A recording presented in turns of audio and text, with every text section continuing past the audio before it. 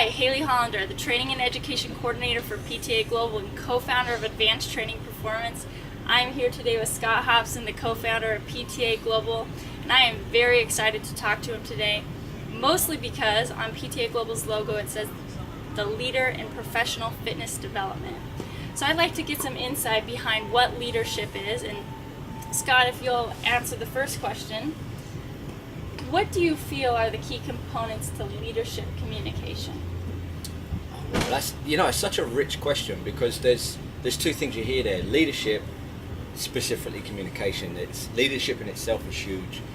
If we look at communication, there's three things for me personally that we really embody at PTA Global, and I think is true for any leadership, whether it's in the household, your family, your work, whatever. The first thing that absolutely jumps out at me is the ability to listen, and in particular, empathetic listening. Because essentially what you're doing when you empathetically listen is create an environment of safety, first and foremost, and a sense of kinship. Because when you empathetically listen, by definition, I can see the world through your eyes. Now the key house is I don't have to agree with it. I have to understand it, and listening has got nothing to do with agreement. It's got everything to do with understanding. The minute you show someone I understand you, the brain says, then you're safer to me. But more importantly, I kind of feel like you get me. So for me, the first thing is listening empathetically to create safety, trust, and relationship. Number two is a big one for me that I've had to practice is congruency of your word and action. The vast majority of human communication is not the spoken words. Core value in our company might be kindness, and we run a health club, and I'm kind to my members, I'm kind to my clients, but I never stop to thank the wonderful staff that clean our equipment every day. And if that club's not clean, see what happens to your membership. So the fact that I have happy members in part is because there's somebody doing a thankless job.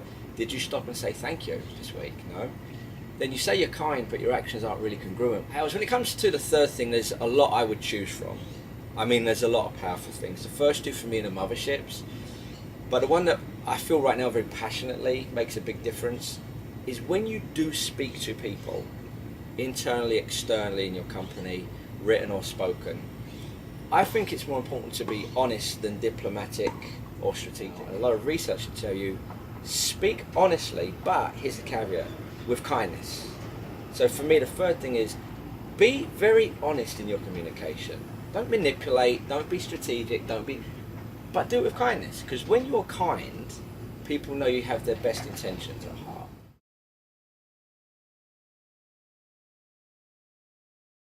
You bring up some really good points, and I think that individually we can definitely incorporate leadership, but as business owners, we may be seeking to create a culture around leadership.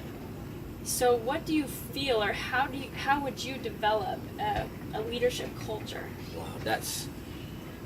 Wow, I've been blessed to be part of some true leadership cultures that have changed me as a person, as an employee. I've been around a lot that really were toxic. And one thing that immediately for me becomes my greatest check mark as to whether I belong in that culture, whether I'm worthy of that culture, is a sense of shared mission, vision, and the big one, core values. When the rubber hits the road and the junk hits the fan, most decisions will be resolved by the actions of your people. And in those moments, it's not a manual or a policy, it's what were the core values that person embodied, because this is my company and this is who we are. Because that's the most important thing, not the policy, procedure, or the system. If you believe that we have a shared mission and vision, and we have the core values that we all say, regardless of what, this is what we must embody, I think that's number one. Number two, I love the book Drive by Daniel Pink, and this idea of autonomy, mastery, and purpose. Each of them are huge, but for number two, I think that's where it's at. Regardless of how good I think our company is, and how well our systems and methodologies work, I have to first and foremost respect the fact that you're a human being, and if you have your own sense of what it is you want to do, how great you want to be at it, but the real big one is the purpose. All humans fundamentally believe they want to be part of something greater than they're currently part of. And if my work isn't driven towards a sense of something greater, it's not going to last. great companies are made of great people, and great people are allowed to do what they are intended to do best. And number 3 is a tough one. It's something I've had to learn, practice to do. I think we get more out of being right than being happy very often in life. So I think the willingness to be wrong, rather than the insistence on being right, changes your culture.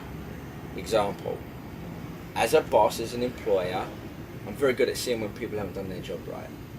I'm not so good always at admitting my faults and failures, especially when it's to people, quote, who work below me or for me.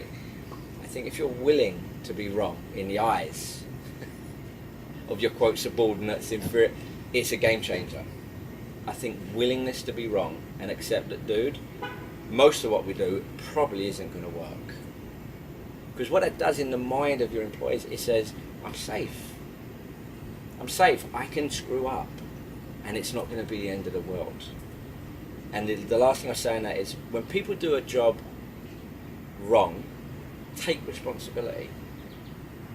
Because somehow that was your leadership represented there. And when they do it great, stand back and let them take all the credit. So I think that willingness to be wrong, giving the credit to others, would be my number 3 for creating a leadership culture.